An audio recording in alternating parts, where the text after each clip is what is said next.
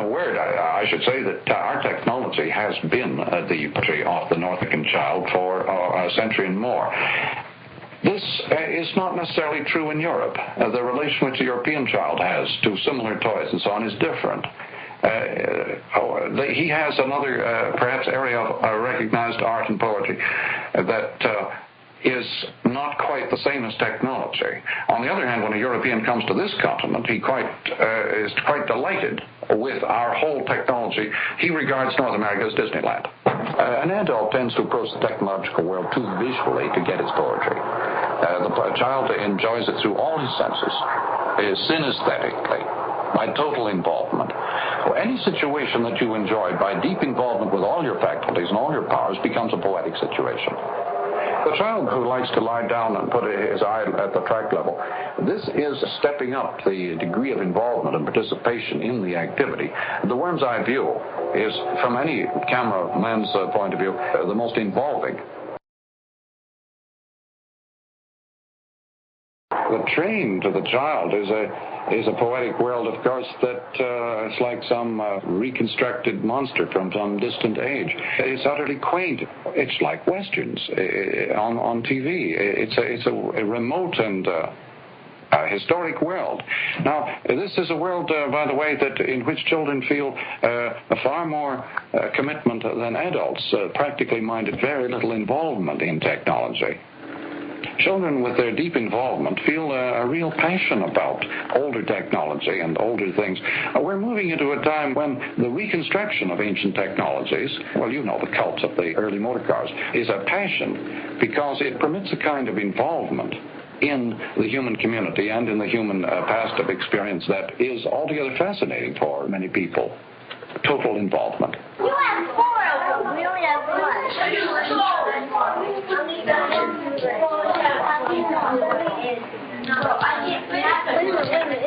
It's striking that the children working with materials of this sort are giving themselves their own reward. Their curiosity is exercised. They are looking for the answers to things, and when they find it, that's their reward. They don't need gold stars or approbation. They should get these in some sort of a long-run thing. They also sense as they move along an increase in their own competence.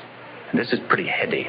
That this is what keeps one moving. This is one of the basic ways in which you have to fight what I want to call the sort of middle dropout, the kid who drops out of sheer boredom because he's never had a decent intellectual experience in the classroom. And they're getting an intellectual experience. We're in the laboratory in a double sense. We're trying to import the laboratory into the classroom, and we ourselves are regarding the classroom as a laboratory. I would say the pendulum is one of the classic examples of a system which requires a knowledge of all the laws of physics before you understand it adequately. We're just beginning to probe with this particular piece of equipment. The study of the properties of the pendulum is very close to the beginnings of the fundamental ideas of modern physics. And one sees here, first of all, a certain style of work, a certain attack on the part of the child, which we think is very important, that he be at this stage quite free to design his own way or to develop his own way of going into the subject. The pendulum itself has remarkable properties which go unnoticed, although it's a very common object. Around there are pendulums all over, from the apples on the boughs of trees to the, as one child said, the tail of a dog. I think that the important thing to bear in mind here is not only that they're learning some physics, and I'm not going to go into that, but that the kind of learning that they're doing now is of a kind that they can use, that they're getting it in a way that'll stick to their bones, if you will. They're taking observations, they're introducing to the observations some way of regularizing them, groping for their own way of stating the lawfulness of phenomena that they observe. We're trying to give them some sense of physics such that they can become their own physicists rather than being mere spectators. And this is what the nature of the learning is that's taking place. The great simplifications tend to be quite abstract. Getting some sense of the simplicities of nature, some of these grand simplicities, is precisely something that takes a while. And indeed, if anything is worth taking a while at, it is this. You cannot give them this sense of the simplicity of phenomena simply by saying how it goes. You've got to let them go through these exercises. Oppenheimer is fond of saying, there are children here in the street who could solve some of my toughest physics problems because they have modes of perception which I have lost. The playground approach to physics or any other learning process is really a transfer from the old curriculum of classified subjects and fragmented data, well processed, neatly packaged, a changeover into the world of discovery and of participation in the act of discovery, which is a producer orientation rather than a consumer orientation. I think this big watershed is occurring as a result of speed up of data. The great thing about making a film loop in a cartridge is that you make it available even to the clumsiest people to put right into a machine and run off and look at again and again and again. My feeling after showing a similar class some loops about the pendulum and feeling their reaction to seeing this film after they had been working for several weeks in the classroom with very similar equipment, my feeling was this was a very dramatic experience for the kids to see from the adult world a slightly more elegant presentation of the very material that they had been working with themselves. And they saw everything in these films. Whereas if you showed these films to children who'd never played with the pendulum, never done these kinds of experiments and so on, I think they would get almost no information and very little of pedagogical value from them. So I think the film has to be linked closely with the work. Well, the great thing about the technology is that it can produce, or provide, let me say, it can provide experience which the child cannot have with the naked eye. The 8mm loop film to me, which seems to be termed a concept film, the beauty of it to me, the fact that it is a single concept and it's within the range of each individual child and provides the opportunity for the child to go through it several times, and that it's uncluttered with the audio without any other influences, so that the child can concentrate entirely on what he's seeing, and it's training him in observation, I feel. One of the children mentioned to me that this allows them to be individualists. This way they can observe without word or sound, and they can interpret it for themselves in several ways. And this is something else that I particularly appreciate about the concept films, that they do lend themselves to a variety of interpretations. But I think they should be very available, that is, within each room, so that they can take them as they need them.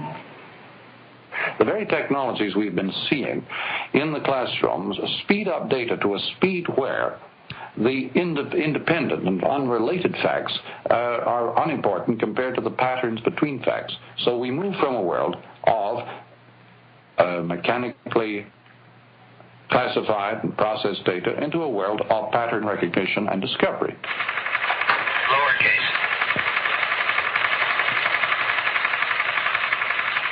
Lowercase.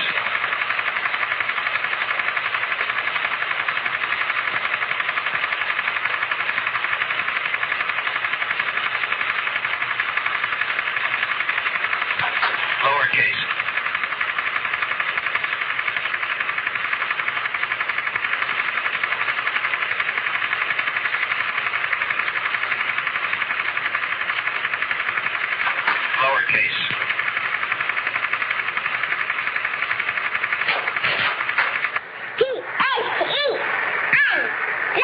Then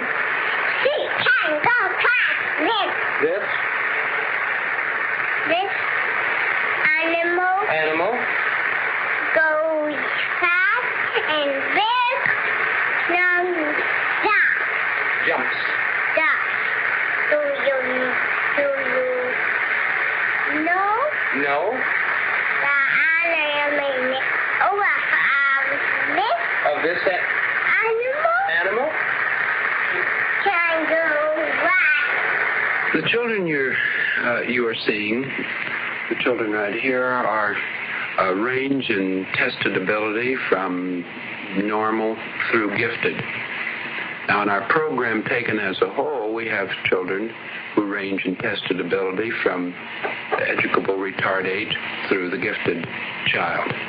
In terms of social background, the children you're seeing are favored in terms of the cultural background of the families from which they come.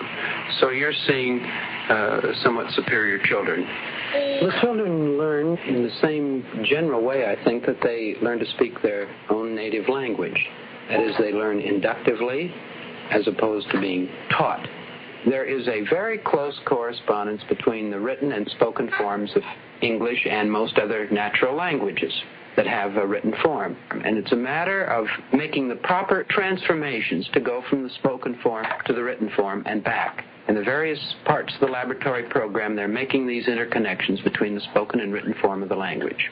But the set of methods permit a great variety of approaches to the same basic situation. What, in perhaps the deepest sense of the word, comes naturally. Indian buffalo hunt.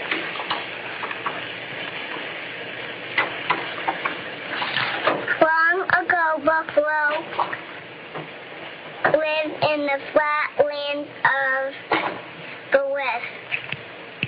These flat lands are called plains.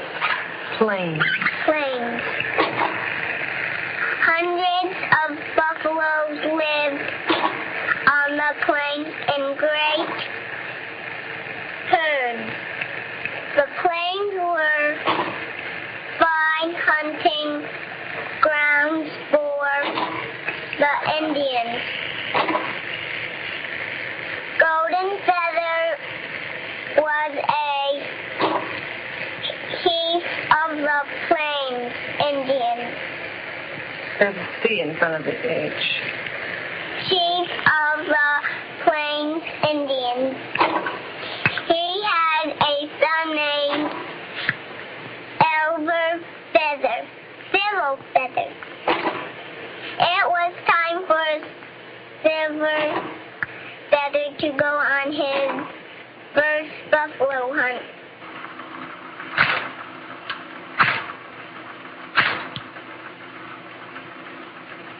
It's a peculiar situation that we are encountering a more inclusive kinds of technologies which involve more of the human being in the learning process, and we're confronted with a great many people of exclusive and departmentalized and specialist skills and attitudes toward learning who are not very friendly toward integral forms of learning.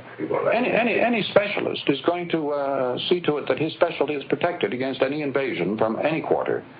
And so fragmented people are great experts in sensing threats from more integrated forms of learning. They've got a very good thing. They've taken a long time to acquire this specialist skill, and they don't see why they should yield 1 inch to people with different methods. OK. Moore's approach brings the whole method of teaching phonetic literacy or teaching literacy closer to the actual norms of learning speech itself, the spoken word, by involvement of the whole sensorium of sight and sound and movement and involvement of the whole being. So it's not surprising that people would accept this as a more congenial form of learning, and certainly one much closer to the nature of language itself than that of the older forms of literacy. I think in addition to whatever they learn in the sense of academic skills, that they are acquiring a sense of independence. They can tackle and handle difficult problems without waiting for somebody to provide a solution. Haiku. What does haiku mean, Tammy? Haiku is Japanese poetry. Ivy on a wall, like wee little animals climbing to their home. This kind of method would enable people of so-called slow and retarded characteristics to perform quite well. It also enables people of ordinary characteristics to perform very much better. So it raises accelerates the general rate of intake and of learning and perception and grasp for all kinds of people. But by bringing the learning situation closer to the situation in which we learn to speak in the first place, involving all of us. People would never learn to speak at all if all the senses weren't richly involved.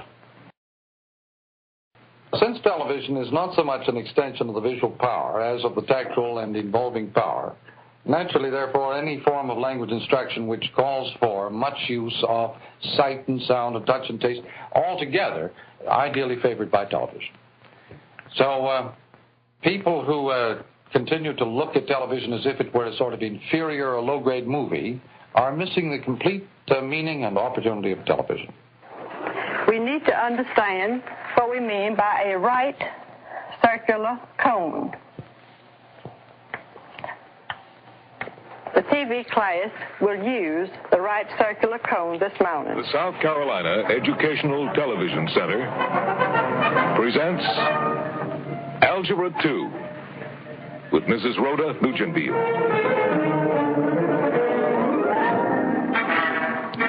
Today we want to begin a study of a quadratic equation in two variables. The general form of this equation is ax squared plus bxy plus cy squared plus dx plus ey plus f equals 0 if at least one of the coefficients, a, b, or c, is not equal to 0. Now this equation is the curve which results from intersecting a cone with a plane. I want to explain this to you in greater detail, so I want you to look at the geometric solid. Here we have a cone, and the base of this cone is a circle. A mere visual simulation of classroom conditions is the last thing that television should be used for. And it is mainly being used to simulate classroom conditions of the old-fashioned type. This is it's like, dealing with the motor car as if it were a horseless carriage. And still trying to imagine the horses there. In the first motor cars, there were places for buggy whips and various other equipment. And we are dealing with the new classroom, TV classroom, leaving all room for the vanished horse. Now look at this test tube. Now in this test tube, I'm going to place water.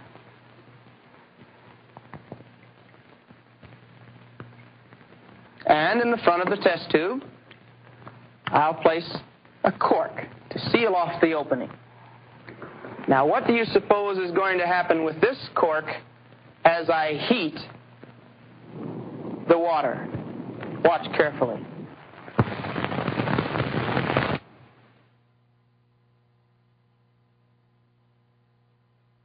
The natural tendency is to use any new technology for the old purposes. The current uses of television are to simulate the old-fashioned classroom. Not to exploit television, but to make it simulate something that was done earlier, before television.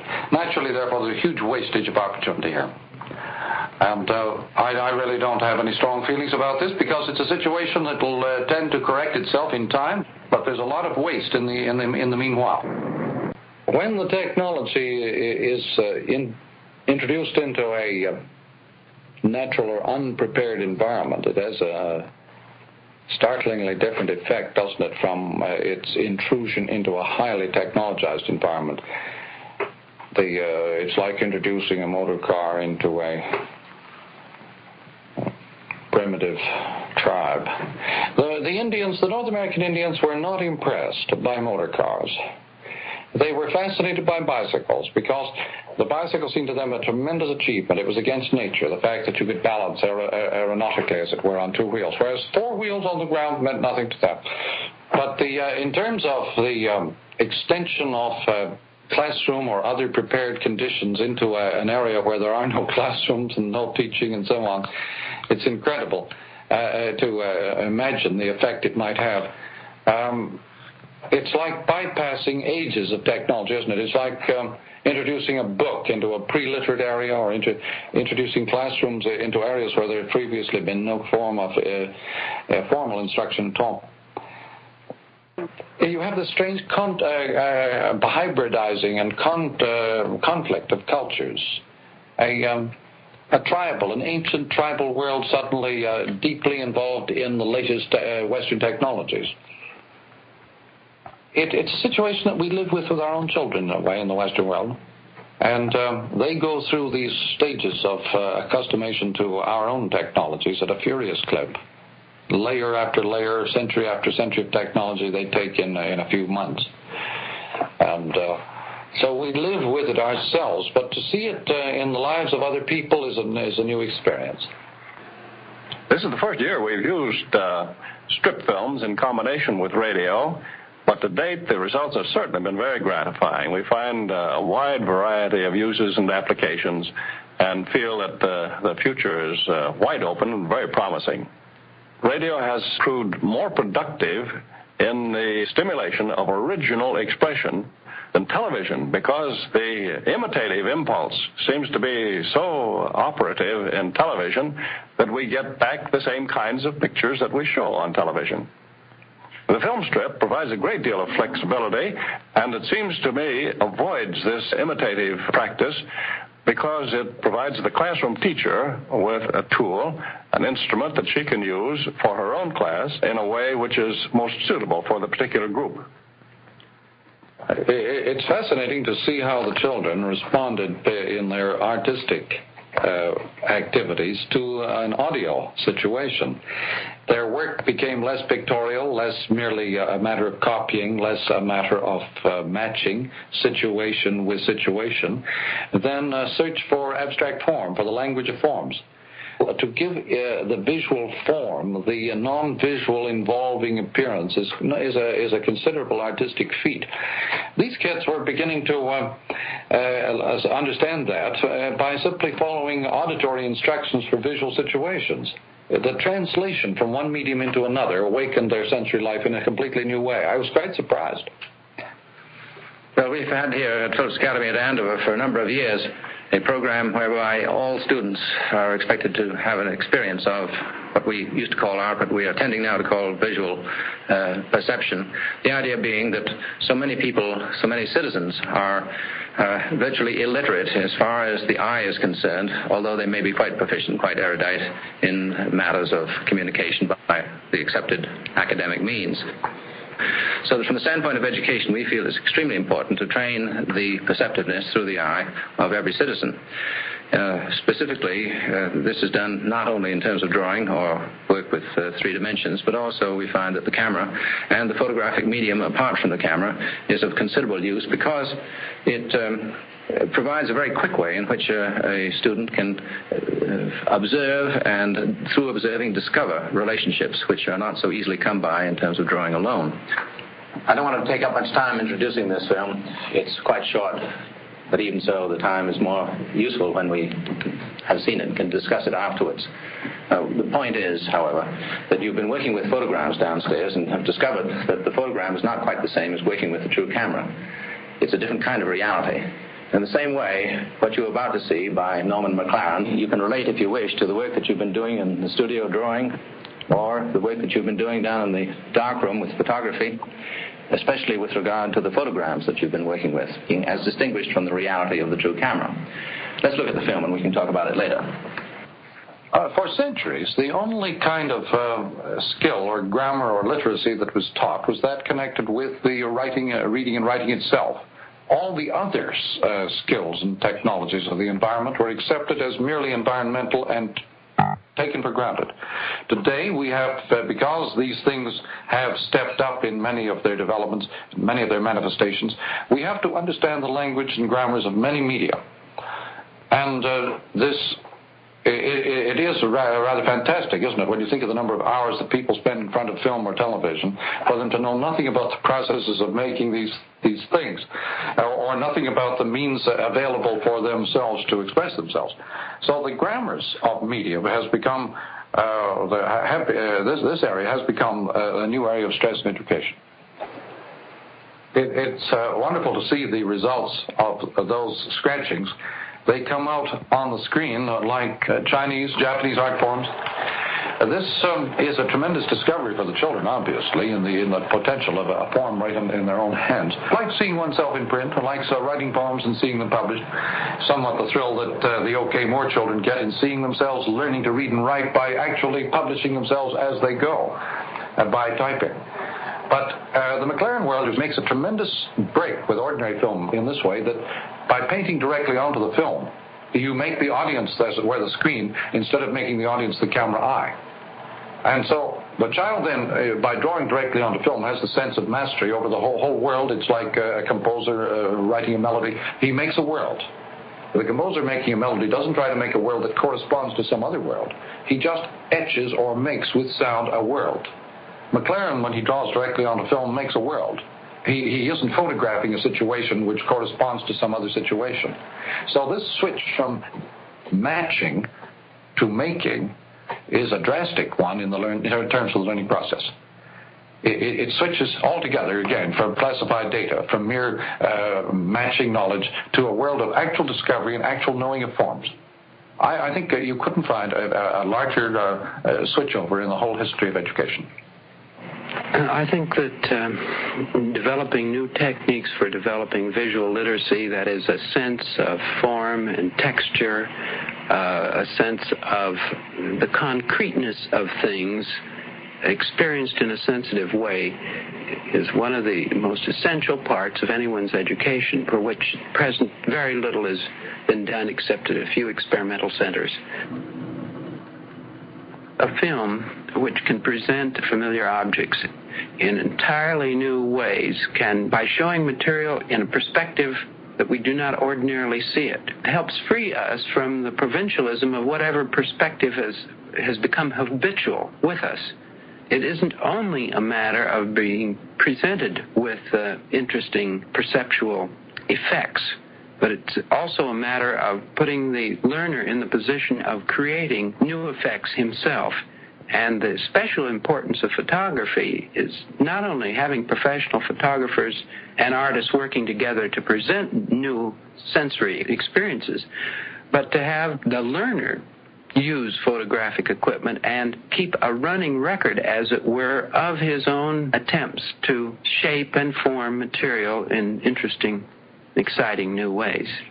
The film program at the Carpenter Center is made up of two equal parts.